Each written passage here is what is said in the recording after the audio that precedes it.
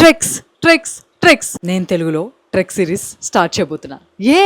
ఎందుకు why only in Telugu అని అంటే, ట్రిప్స్ గురించి చెప్పేవాళ్ళు చాలామంది కాంటెంట్ క్రియేటర్సే ఉన్నారు, బట్ ట్రెక్స్ గురించి మాట్లాడే వాళ్ళు మన తెలుగులో చాలా తక్కువ మంది ఉన్నారు. I'm so happy.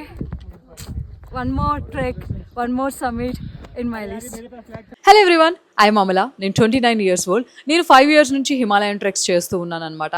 నాకు ఎన్ని ఇయర్స్ ఇంత టైం స్పెండ్ చేసి ఎన్ని డబ్బులు ఖర్చు పెట్టి ఎంతో దూరం వెళ్ళిన తర్వాత ఒక బేసిక్ ఐడియా అయితే వచ్చింది. మీరు అంత ఇన్వెస్ట్ చేసే అవసరం లేదు, అండ్ అంత టైం వేస్ట్ చేసే అవసరం అంతకన్నా లేదు. సో మీరు ఒకవేళ ట్రెక్స్ చేయాలి అనుకున్నా, లేదంటే ట్రెక్స్ గురించి తెలుసుకోవాలి అనుకున్నా, కానీ నేనున్నాను షేర్ చేయడానికి. అసలు ట్రెక్ అంటే ఏంటి, ఒక ట్రెక్ చేయాలి అంటే ఏమేమి కావాలి, అండ్ ఒక ట్రెక్ ఎంత ఖర్చు అవుతుంది, ఎన్ని డేస్ టైం పడుతుంది, ఏ ట్రెక్స్ ఎవరికి సూట్ అవుతాయి, ఎలా చేయొచ్చు అన్ని డీటెయిల్స్, గేర్స్ దగ్గరికి వెళ్ళి అండ్ బడ్జెట్ దాకా, సేఫ్టీ దాకా అన్నిటి గురించి మనం మాట్లాడుకోబోతున్నాం in the coming reels. Let me be more honest, treks అంటే ట్రిప్స్ లాగా సింపుల్గా ఉండవు.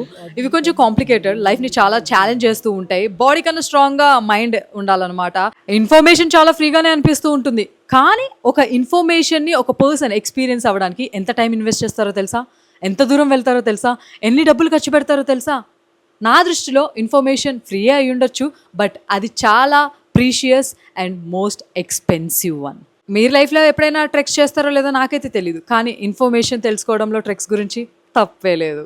By the way, wish me good luck and thanks for watching.